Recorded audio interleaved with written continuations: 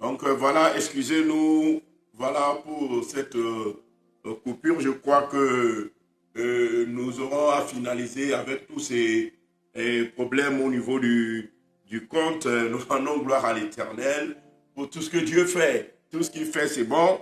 Nous continuons avec notre enseignement. Donc, comme je suis en train de le dire, nous étions en train de parler au sujet de quoi? De l'esprit de servitude. La foi, l'esprit de servitude et la délivrance. Donc, nous sommes en train de continuer avec notre enseignement. Et voilà, comme je suis en train de le dire, il y a un esprit de servitude. Il y a un esprit de servitude qui est le contraire du Saint-Esprit.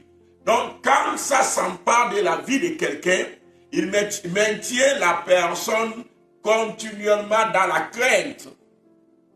C'est pourquoi Romains 8, le verset 15 nous dit, nous n'avons pas reçu un esprit de servitude pour être encore dans la crainte.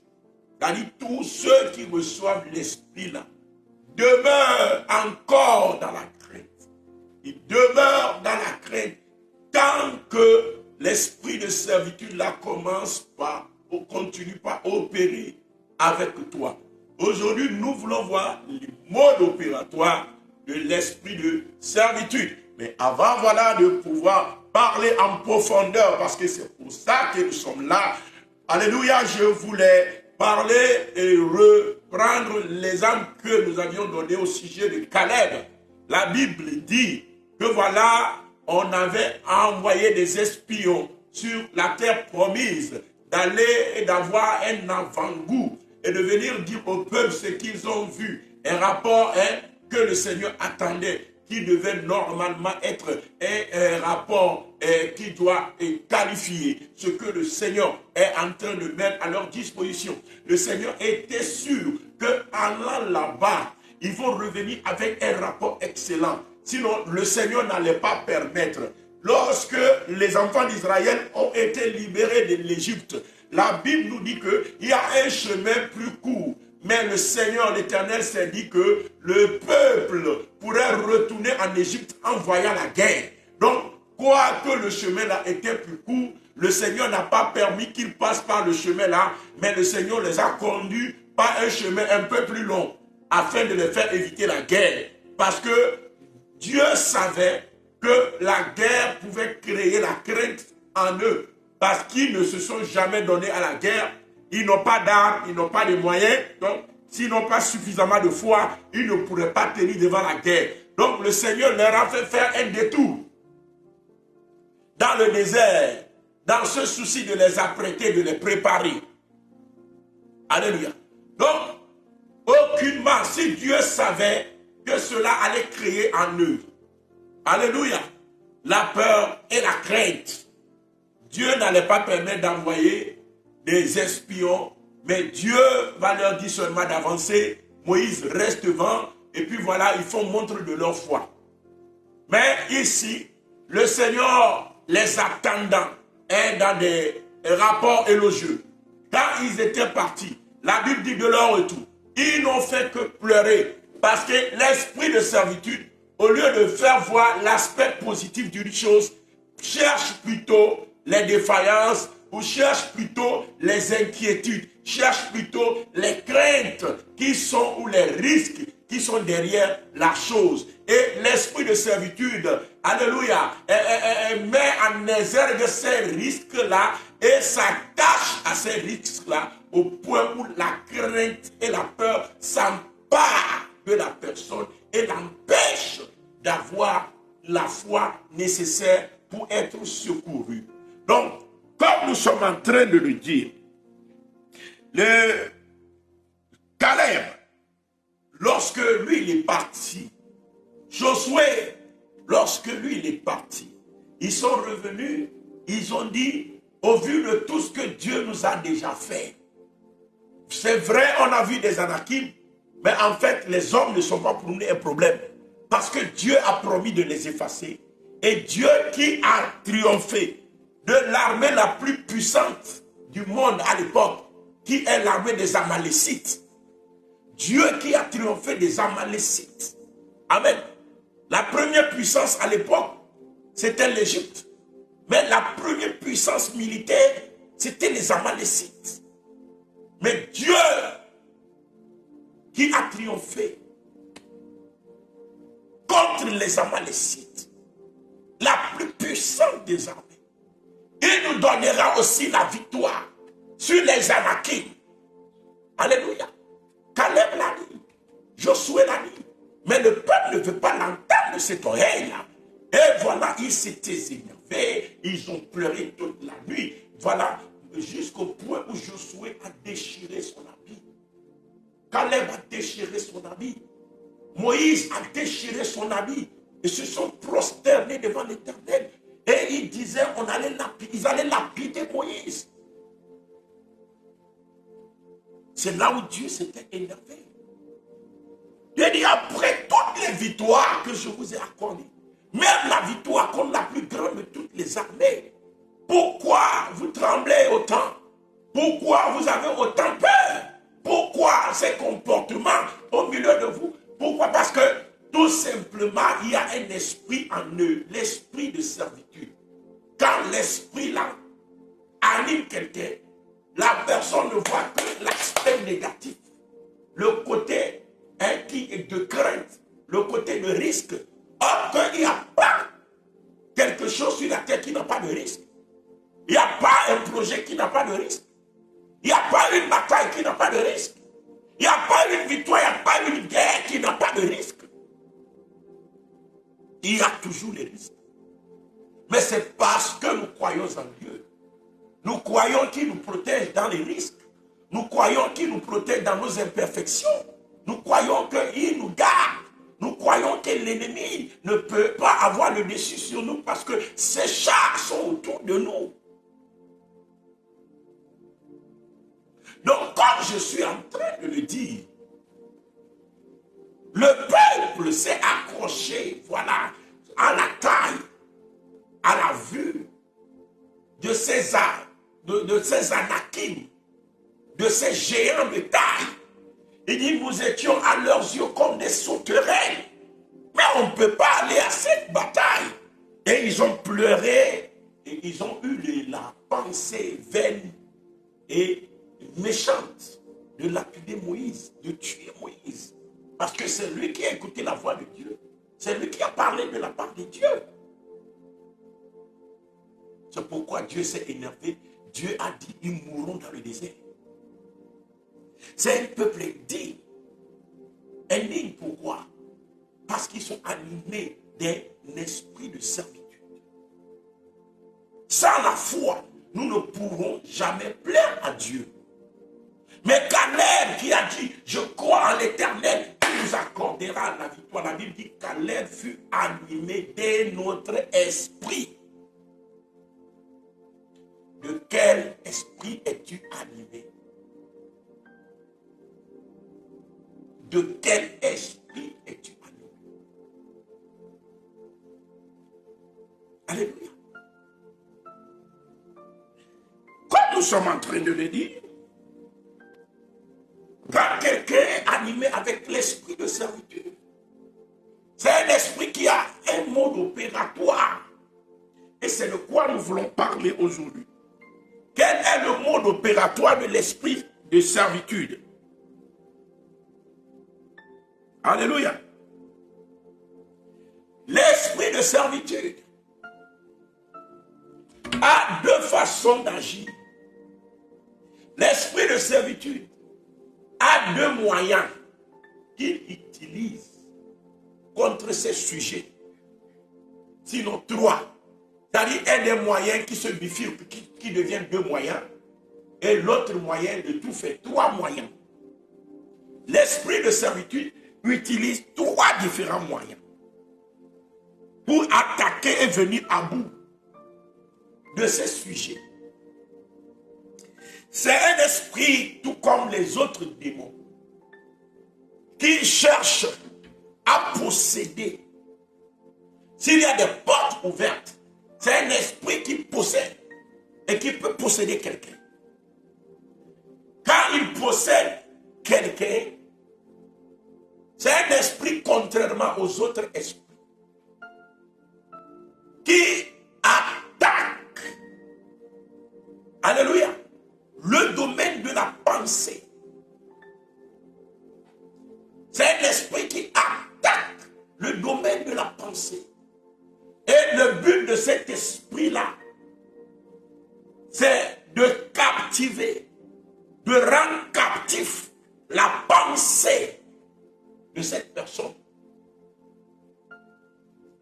Quand un esprit de servitude est en toi, c'est un esprit qui attaque ta pensée. Alléluia. Il y a d'autres personnes qui ne sont pas possédées. Quand l'esprit-là ne t'a pas possédé, mais c'est un esprit qui veut te détruire, alors il ne pourra pas utiliser tes pensées parce qu'il ne t'a pas possédé. Mais qu'est-ce qu'il fait? Il utilise alors des paroles furtives. Il utilise des paroles furtives. Donc, deux modes opératoires. Les pensées captives et les paroles furtives. Je répète. Les pensées captives et les paroles furtives. Qu'est-ce que nous appelons par pensée captive? En parlant de pensée captive, ce qui est important pour nous de comprendre ici, alléluia, c'est des raisonnements que l'esprit de servitude relève ou établit. Il ne passe pas des raisonnements. C'est un esprit qui produit des raisonnements.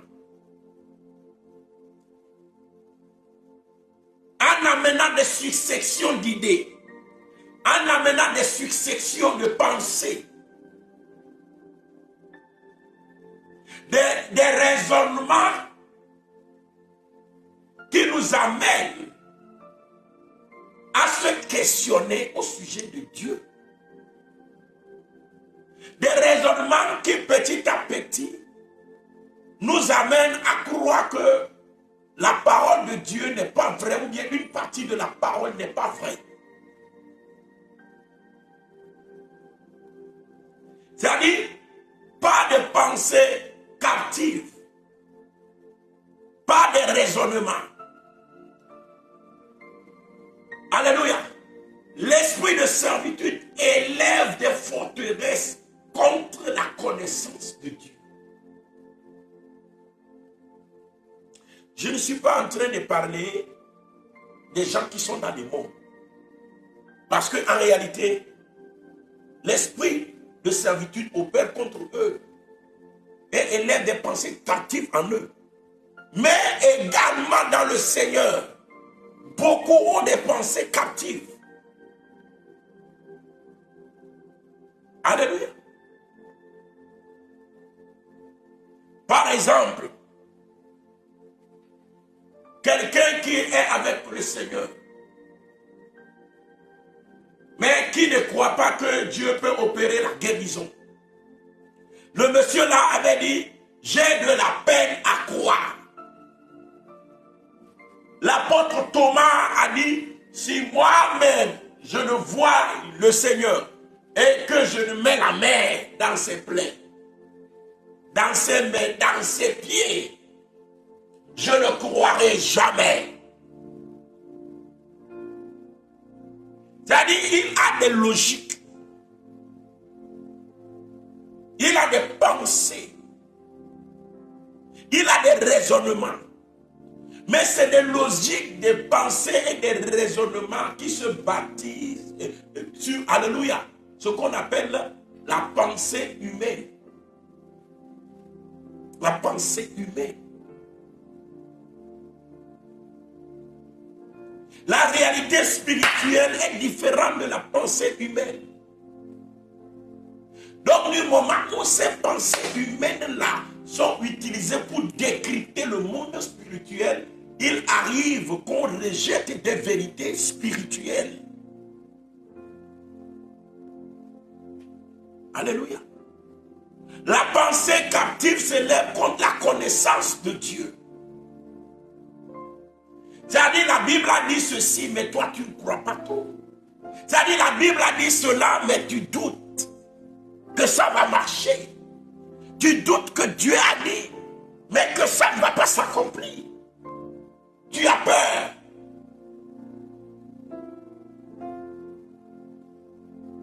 Et à chaque fois que tu veux agir, il y a des tonnes de pensées qui te viennent. Il y a des tonnes de raisonnements qui te viennent. C'est des pensées captives. Et celui qui a la pensée captive ne peut pas avoir la foi. Nous allons d'abord lire. Alléluia. Nous allons lire dans le livre de 2 Corinthiens 10, le verset 4 à 5. 2 Corinthiens 10, le verset 4 à 5. Il dit, car les armes avec lesquelles nous combattons ne sont pas charnelles, mais elles sont puissantes par la vertu de Dieu pour renverser des forteresses. Verset 5. Nous renversons les raisonnements. Voyez là-bas, les raisonnements. Alléluia. C'est un des moyens, les pensées captives, c'est un des moyens que l'esprit de servitude utilise. Nous renversons les raisonnements et toute hauteur qui s'élève contre la connaissance de Dieu. C'est-à-dire les raisonnements là s'élèvent contre la connaissance de Dieu. Ça t'empêche de connaître Dieu comme Dieu est. Tu mets des mains quoi. Oui, la Bible a dit, mais. Oui, la Bible a dit, mais. Oui, la Bible a dit, mais. Oui, la Bible a dit, mais. Voyez, c'est des raisonnements. C'est la pensée captive. La parole de Dieu est la vérité. Quand la Bible a dit, il n'y a pas de mais. Quand Dieu parle, il est puissant et il est suffisant en lui d'accomplir ce qu'il a dit. Il n'y a pas de mais. Quand mon Dieu a parlé, c'est que Dieu a parlé. On ne raisonne pas. Mais la pensée captive, l'esprit de servitude, envoie des raisonnements qui posent des mains. Alléluia. Autant de mains dans ton cœur t'amène à ne pas marcher fidèlement selon la parole. T'amène à compromettre. T'amène à ne pas demeurer ferme. Tu prends la décision, tu ne commences pas à avancer. Mais quand un vent veut souffler, tu retournes en arrière parce que tu as peur. Et tu sais vrai, la Bible a dit, tu as commencé, mais il y avait eu des problèmes. Mon ami, c'est l'épreuve qui est arrivée. Si tu crois vraiment, tu demeures ferme et tu triomphes de l'épreuve. Mais parce que tu as en toi des raisonnements, tu as en toi un esprit de servitude qui a imposé à ta personne les pensées captives. Alors, maintenant, puisqu'on parle de la foi, tu as voulu avancer, mais le vent a soufflé, la tempête s'est levée. Tu as commencé par douter. Alléluia. Celui qui a la foi ne doute pas, il demeure ferme. Il demeure ferme. Il demeure ferme que Dieu est en train de sauver. Si nous prenons l'exemple de Moïse, alléluia, Moïse a fait sortir le peuple de la captivité parce que Dieu lui a dit, amène le peuple sur la terre promise. Mais en sortant de l'Égypte, la Bible dit Pharaon et son armée a commencé par courir derrière eux. Ils ont vu Pharaon arriver, le peuple a commencé par crier, c'est notre fin, c'est fini pour nous, on est détruit, machin. Mais Moïse est demeuré ferme. Mais il est me referme. Parce que c'est Dieu qui est en train de délivrer. Donc Dieu ne peut pas mentir. Dieu ne peut pas les faire sortir pour les livrer entre les mains de l'ennemi. Quelqu'un ne peut pas suivre Dieu et échouer. C'est faux. Si c'est vraiment ton Dieu qui a parlé, avance. Si c'est vraiment la parole de Dieu qui l'a dit, avance. Même s'il y a le vent contraire, même s'il y a des circonstances contraires, même s'il y a des tempêtes, avance. La Bible dit celui qui a bâti sa maison sur le rocher, les tempêtes se lèvent, mais la maison demeure ferme. La fermeté devant l'épreuve. Mais l'esprit de servitude se reconnaît lorsque, quand l'épreuve vient, tu commences par douter, tu commences par te poser des questions. Est-ce que Dieu va le faire? Est-ce que ça la même? Est-ce que c'est vrai? Alléluia. C'est pourquoi il y a certaines personnes, par exemple, pour rentrer dans leur bénédiction, pour rentrer dans la bénédiction, tu as besoin de semer. On passe par la sémence. Alléluia. On passe par la sémence pour ouvrir certaines portes spirituelles. Alors, amen. Mais pour une situation, tu sèmes et puis la situation, elle se détériore encore. Tu sèmes et puis ça se détériore encore. Mais n'est-ce pas Dieu qui a dit, et ben voilà, il faut semer, ou bien c'est pas le Seigneur qui m'a révélé ça. Oui, il te l'a révélé. Consulte la parole. Il a révélé aux gens. Mais ils sont allés. C'est devenu une situation plus terrible. Mais il triomphe toujours. C'est l'épreuve de ta foi. Eh bien, mais celui qui a la foi, celui qui connaît Dieu, demeure ferme. Alléluia. Qu'est-ce que la Bible a dit au sujet de Moïse? Qu'est-ce que la Bible a dit? Nous allons lire cela. Amen. La Bible dit, dis-moi amen s'il te plaît. Amen.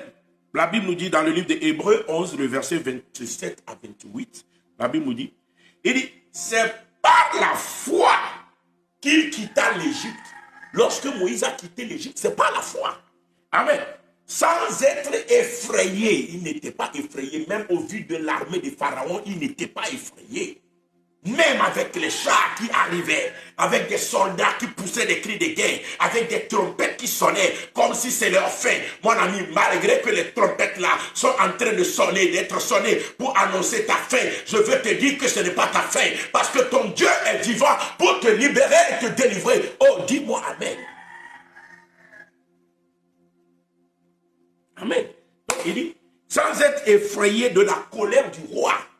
Il n'est pas effrayé de la colère de Pharaon avec son armée qui poussait des cris. Moïse n'était pas effrayé car il se montra ferme. La Bible dit car il se montra ferme. Il est ferme, il les attend de pied ferme parce qu'il sait que c'est son Dieu qui opère la délivrance. Dieu ne peut pas mentir, Dieu ne peut pas les livrer. Même si l'ennemi se lève, je sais que je suis plus que vainqueur par celui qui me fortifie. Car ceux qui sont sur moi sont le plus grand nombre que ceux qui sont avec eux. Alléluia. Car celui qui est avec moi est plus grand que celui qui est dans le monde. Je sais que l'Éternel est mon appui. Je ne chancellerai pas. 1000 tomberont à ma droite, 10 000 tomberont à ma gauche. Je ne serai pas atteint. Mais de mes yeux, je verrai la rétribution des méchants. Car l'Éternel combat pour moi. Il est mon appui dans l'adversité. Sa fidélité est un bouclier. Alléluia. Il est ferme. Moïse est ferme.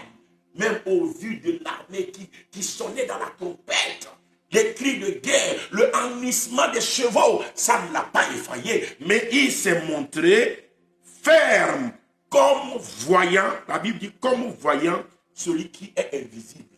Parce que Dieu n'était pas là pour dire, Moïse, Moïse, regarde, je vais les détruire pour toi, n'aie pas peur. Mais oui, il n'a pas vu Dieu. Il n'a pas vu Dieu. Il a vu seulement l'armée de Pharaon arriver. Il a vu seulement l'armée de Pharaon arriver. Mais malgré qu'il ne voit pas un signe physique qui montre que Dieu est là, il croit que son Dieu est là. Il croit que son Dieu combat. Il croit que son Dieu fait la guerre. Il croit que son Dieu le délivre. Il se montra faire. Le peuple a commencé par crier. Qu'allons-nous faire? Moïse dit, taisez-vous et voyez la délivrance que le Seigneur va opérer. Oh, oh, oh. Alléluia. Oh, dis-moi Amen. Dis-moi Amen. Alléluia. Amen. Donc, quand je suis en train de le dire, celui qui a la foi se montre ferme quand les tempêtes s'élèvent, quand le vent souffle, quand l'épreuve est là. C'est ça. Amen. La Bible nous dit dans Daniel 2, autant pour moi, Daniel 11, verset 32, autant pour moi. Daniel 11, verset 32, la Bible nous dit, il dit, il séduira par des flatteries. Soulignez là-bas, flatteries. Les flatteries, pas des révélations. Dans les révélations, il y a des flatteries.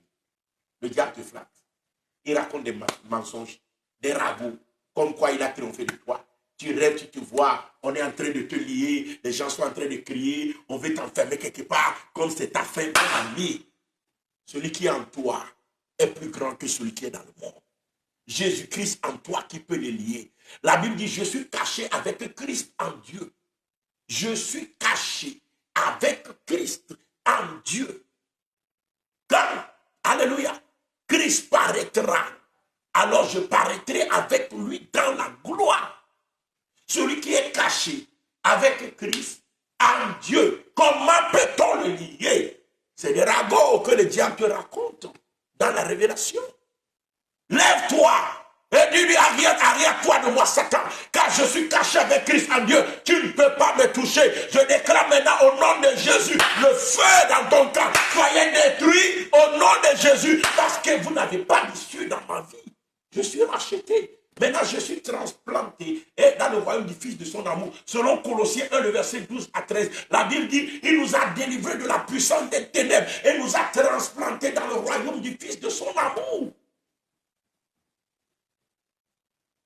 Donc, quand il vient avec la pensée captive, tu retoques avec la parole. Tu utilises la parole comme l'épée de l'esprit. Ce que la Bible dit de toi. Tu lui dis au Satan, tu as menti. Parce que, voilà, tu es en train de raconter des flatteries. Ce que la Bible dit de moi, c'est que je suis caché avec Christ en Dieu. Que même les cheveux de ma tête sont comptés. Et le diable peut faire même souffler le vent. C'est comme si tu commences à voir des signes physiques de ce que le doute qui est en toi te dit, ou bien de ce que ces paroles et ces pensées captives, ces raisonnements-là te disent. Tu vois même des signes physiques, comme si, voilà, l'ennemi est en train de triompher de toi. Mon ami, c'est des flatteries. Ton royaume est là, il part. C'est quand tu fais montre de la foi que alors ton Dieu aussi se lève.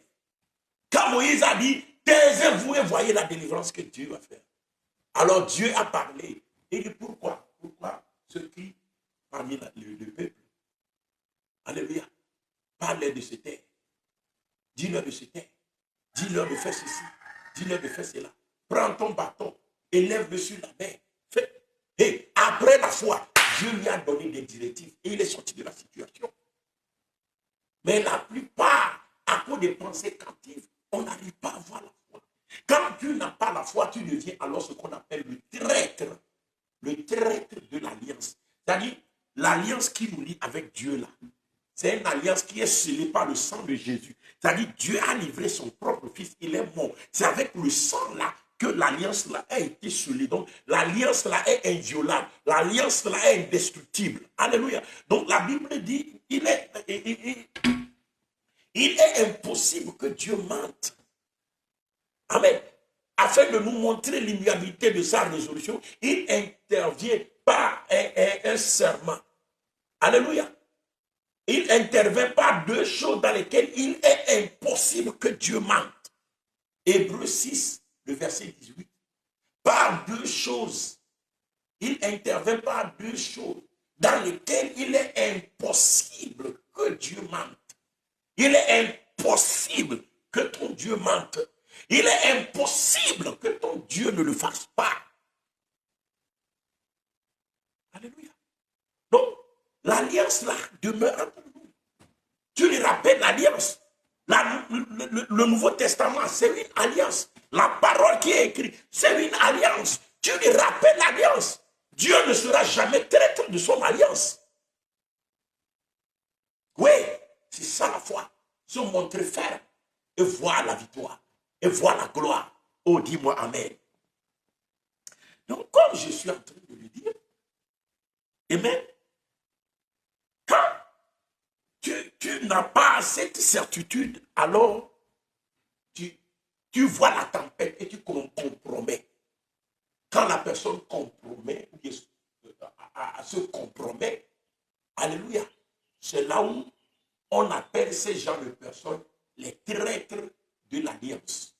Les traîtres de l'alliance. C'est-à-dire ceux-là qui, au vu des situations ou en écoutant des flatteries du diable, ont abandonné la parole de Dieu, ont abandonné l'obéissance à la parole, ont abandonné ce que le Seigneur leur a recommandé de faire, ont abandonné les paroles de cette alliance.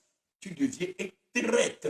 Le royaume des cieux t'appelle traître, traître de l'alliance. La compromission. Beaucoup d'hommes de Dieu sont devenus des traîtres de l'alliance. Alléluia. Amen. Je continue. Daniel 11, 32.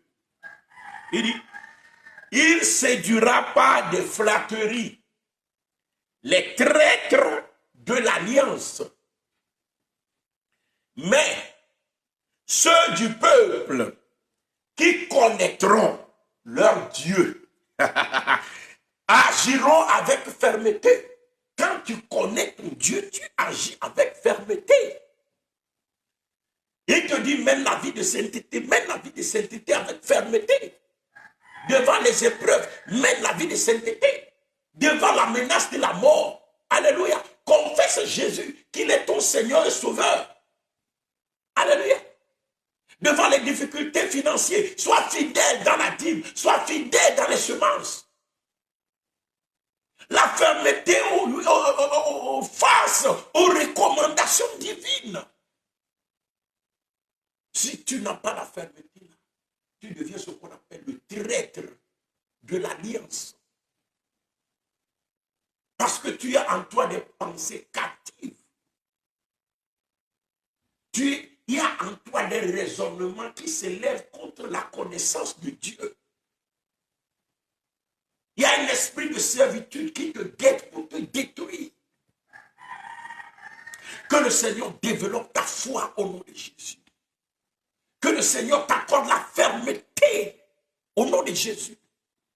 Si le Seigneur est allé jusqu'à jurer, le livre de Hébreux 6, le verset 18, nous dit que le serment et l'alliance sont deux choses dans lesquelles il est impossible. C'est pas possible. Il est impossible que ton Dieu mente. Alors tu fais quoi? Tu demeures ferme. Il est impossible que Dieu mente.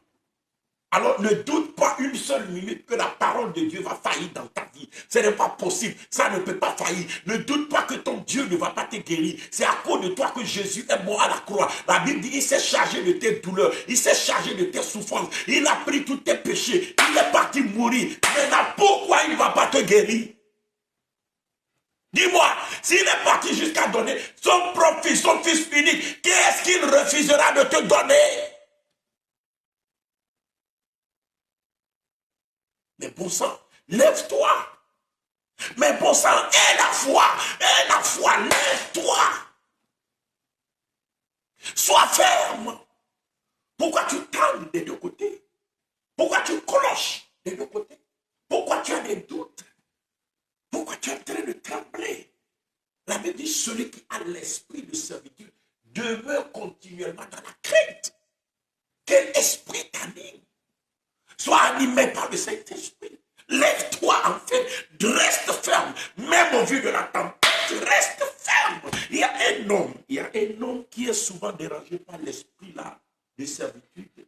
C'est Pierre. C'est Pierre. Pierre. Alléluia. Son nom était Simon. Le ciment, c'était le roseau, ce qui est instable. On lui a donné le nom de quelqu'un qui est instable dans la vie. C'est-à-dire, il ne peut pas se montrer ferme. Il ne te dit pas non, il ne te dit pas oui. C'est lui la première personne à recevoir la parole. C'est lui la première personne à sauter en écoutant la parole. Mais c'est lui aussi la première personne qui commence par douter. Pierre. Il a dit, Jésus, je suis prêt pour mourir pour toi. Mais c'est lui la première personne qui a dit aussi, je ne les connais pas 3 fois. Pierre. Le réseau agité par le vent. L'homme instable. L'homme animé par l'esprit de servitude. Quand le Seigneur Jésus-Christ lui parle des choses du royaume, il ne peut pas le concevoir parce que c'est un homme qui a des pensées charnelles. La pensée charnelle et les raisonnements s'élèvent contre la connaissance de Dieu. Et c'est ce que Pierre est. Jésus-Christ parlait de sa mort prochaine et comment la mort là va délivrer le monde entier. Pierre a appelé Jésus et l'a amené, l'a amené en secret. Et il commence par reprocher Jésus. Mon ami, est-ce que toi aussi tu reproches Jésus? Beaucoup de chrétiens reprochent Jésus. Tu as des remontrances à lui faire. C'est pourquoi tu ne veux même plus aller à l'église. C'est pourquoi tu ne veux même plus prier parce que tu es fâché contre Jésus. C'est des pensées captives. C'est des raisonnements qui s'élèvent contre Dieu. Tu ne t'es pas montré ferme. En fait, tu as des doutes. Et tu n'as pas combattu jusqu'au bout. Tu as abandonné la bataille. Alléluia. Tu es un soldat déchu. Que le Seigneur renouvelle ta foi au nom de Jésus. Que le Seigneur renouvelle ta foi au nom de Jésus. Donc Pierre a des remontrances à faire à Jésus. Il amène Jésus de côté. Il dit, toi, pourquoi tu aimes parler de la mort? Est-ce que Dieu ne peut pas te délivrer? Est-ce qu'un enfant de Dieu peut mourir? Et Pierre pose des questions bizarres, il dit des choses bizarres. Mais Jésus-Christ, en regardant Pierre, il sait que ce n'est pas Pierre. Il regarde Pierre, mais il voit au travers de Pierre et il voit en esprit qu'il y a l'esprit de servitude qui est dans la vie de Pierre, qui veut empêcher le plan de Dieu. Et Jésus s'est écrié, arrière-toi de moi, Satan. Beaucoup pensaient que Jésus avait insulté. Non! Jésus était en train de danser un démon caché derrière la personne de Pierre qui est en train d'attaquer Christ. Jésus s'est livré plutôt là-bas à une bataille spirituelle en commandant l'esprit de servitude d'aller loin au nom de Jésus.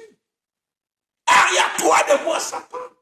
Il ne s'adresse pas à Pierre, mais il s'adresse à l'esprit qui est caché derrière Pierre, l'esprit de servitude.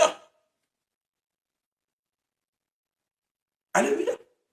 Beaucoup de chrétiens qui ne veulent pas obéir à la parole, vous allez voir que l'esprit de captivité ou de servitude maintenant récupère par exemple le verset là et transforme cela dans leur raisonnement.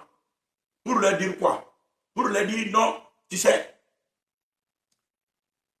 ça là, c'est ceci, c'est cela, c'est ceci, c'est cela, c'est ceci, c'est cela. Donc, Jésus-Christ lui-même a insulté. Même dans la Bible, Jésus-Christ a insulté. J'ai vu un homme de Dieu qui a l'habitude d'insulter les gens sur les réseaux sociaux. Racaille, des mots bizarres, insensés. Et puis voilà, il cherche à justifier ça. La Bible dit, toi qui traites ton prochain d'insensé, tu mérites le feu de la guerre. Maintenant, la pensée captive va utiliser des raisonnements pour justifier le péché. C'est la compromission. Alléluia. C'est la compromission. Ne te compromets pas. Sois fidèle jusqu'à la mort. Obéis à la parole. Obéis à l'esprit de vie en Christ Jésus. Sois conduit par le Saint-Esprit. Alléluia. Donc, comme je suis en train de le dire, Jésus-Christ a transcendé l'esprit derrière Pierre. Hello?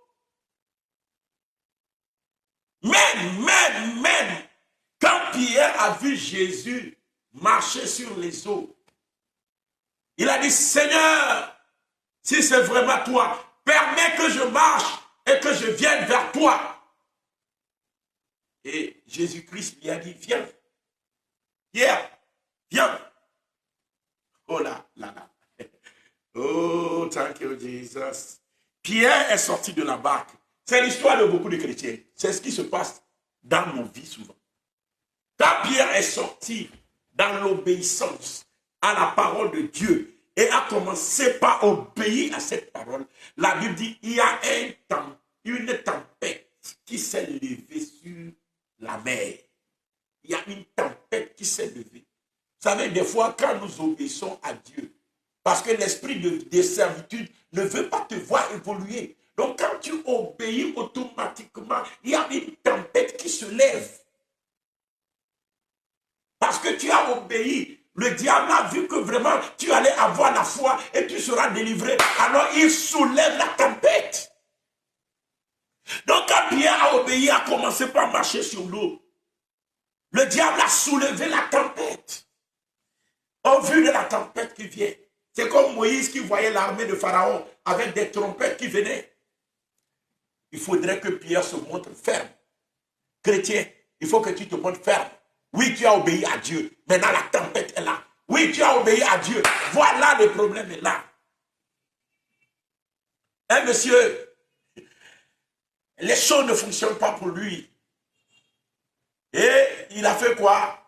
Il est venu à l'église. Tout ce qu'il a dans sa poche, le jour-là, il a dit, je sème pour sortir de ma pauvreté. Je sème pour sortir de la misère. Mais quand le monsieur a semé, il est sorti de l'église. La maison, là où il a loué, est gérée par un huissier. Le jour-là, ce n'est pas la date prévue pour que le huissier vienne chercher l'argent. Mais le huissier s'est déplacé particulièrement le jour-là à cause du monsieur-là pour venir prendre l'argent. Parce que le monsieur a semé à l'église. Satan n'était pas d'accord. Parce que le monsieur a voulu briser le lien de la pauvreté. Donc une fois arrivé à la maison, en ouvrant la porte, le huissier est là assis. Il dit, monsieur, sois la bienvenue. Et monsieur dit, oui. Oui, bonjour, monsieur l'huissier. Il dit, non, j'étais déjà attendu il y a de cela longtemps, donc je suis venu. Soit tu me donnes l'argent ou je te laisse un préavis pour libérer les locaux. Le monsieur dit, ah, mais je viens de semer à l'église. Je viens de confier mon cas à Dieu. Mais pourquoi le diable se lève encore? Oh, mais est-ce que Dieu n'a pas écouté ma prière? C'est ce que je dis, peut-être. Il n'a pas écouté. Des raisonnements. La pensée captive. Donc, les pensées là continuent par venir. Pourquoi? Parce que l'ennemi sait qu'il allait sortir des liens. L'esprit de servitude sait qu'il allait sortir des liens. Donc, il a attaqué en même temps. Que ça ne t'étonne pas. Quand tu vas au camp de prière, quand tu vas dans le secret pour prier Dieu, quand tu pries maintenant, tu pries, tu sors, c'est maintenant même que le problème se lève. Tu sèmes, c'est maintenant même que le problème se lève. Tu poses des actes, alléluia, de foi. C'est maintenant même que le problème se lève. C'est la tempête de ta vie. C'est la tempête que Pierre a vue et Pierre a eu peur. L'esprit de servitude t'empêche d'avoir la foi. Quand Pierre a douté, il dit, ah, c'est ma fin. Il a commencé par sombrer. Vous, beaucoup de personnes, vous avez posé des actes de foi, mais il y a la tempête qui s'est levée. Au lieu de se montrer ferme, là, tu as encore douté, et voilà, tu as commencé par sombrer. Après, tu sais quel témoignage tu as. Dans cette affaire, qu'est-ce que je n'ai pas fait? J'ai prié, j'ai semé, mais regardez, les choses se sont empirées. En vérité, tu as prié, tu as semé, mais tu n'as pas conservé la foi. Tu as fait naufrage par rapport à la foi. Ta foi défaillit dans l'épreuve. C'est pourquoi tu n'as pas triomphé. Ce n'est pas que Dieu t'a abandonné, c'est toi qui as abandonné la foi. Nous disons ce que Dieu n'a pas fait. Mais nous ne disons pas ce que nous-mêmes, nous n'avons pas pu faire. Nous ne disons pas que nous avons douté. Nous ne disons pas que nous n'avons pas eu suffisamment de foi.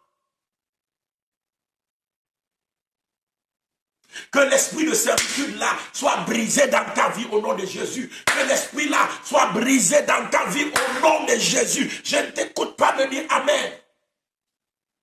Si tu n'as pas la foi nécessaire pour être sauvé, tu vas rester dans des batailles interminables. Parce qu'à chaque fois que tu veux voir le bout du tunnel, tu fais encore naufrage. Tu es comme Pierre, tu commences encore par te noyer. Alléluia. Mon Dieu est fidèle. La Bible dit l'alliance, c'est quelque chose dans lequel il est impossible que Dieu mente. La Bible est bâtie sur une alliance. Le serment, Dieu a dit, je le jure, afin que les héritiers de la promesse aient un puissant encouragement. Alléluia. Il a intervenu par un serment, afin que par deux choses immuables dans lesquelles il est impossible que Dieu mente, que nous ayons, alléluia, un puissant encouragement. Nous dont le seul refuge est de saisir l'espérance qui nous a été proposée. Que Dieu reconstruise ta foi. La foi de certaines personnes a été émiettée, brisée sur le rocher en petits morceaux. Tu n'as plus de foi. Donc, tu es là, mais tu ne sais même plus quelle prière il faut faire. Tu ne sais plus qu'est-ce qu'il faut faire. On a dit semer, j'ai semé. On a dit prier, j'ai prié. J'ai fait des jeûnes, je prie beaucoup, je sacrifie beaucoup, mais je ne vois rien, mon ami. Tu as fait naufrage par rapport à la foi. Regarde ta foi. Si ta foi est au beau fils. Oui. Devant l'épreuve, tu as fait naufrage. Tu as tout, mais ce qui te manque, c'est la foi. Que le Seigneur restaure ta foi. Alors tu as ton miracle. Dis-moi Amen. C'est là où beaucoup ont fait naufrage. C'est là où beaucoup sont restés dans leur bataille. Ils ne sont jamais sortis de la bataille. Ils n'ont jamais triomphé dans la bataille. Mais à partir d'aujourd'hui, tu es victorieux. Parce que tu te lèves avec foi. Parce que tu crois en Dieu. Dieu te soutient. Dieu te protège. Dieu agit pour toi. Au nom de Jésus, dis-moi Amen. Je vais terminer. Amen. Avec la pensée captive. Hello. Amen. Comme je le disais, amen, je voulais lire ce verset et puis donner un exemple sur quoi je vais m'arrêter pour aujourd'hui. Matthieu 14, verset 29 à 31. Nous lisons la parole de Dieu au nom puissant de notre Seigneur Jésus. La Bible dit, et il dit, viens. Pierre sortit de la barque et marcha sur les eaux pour aller vers Jésus. Mais voyant que le vent était fort, il eut peur.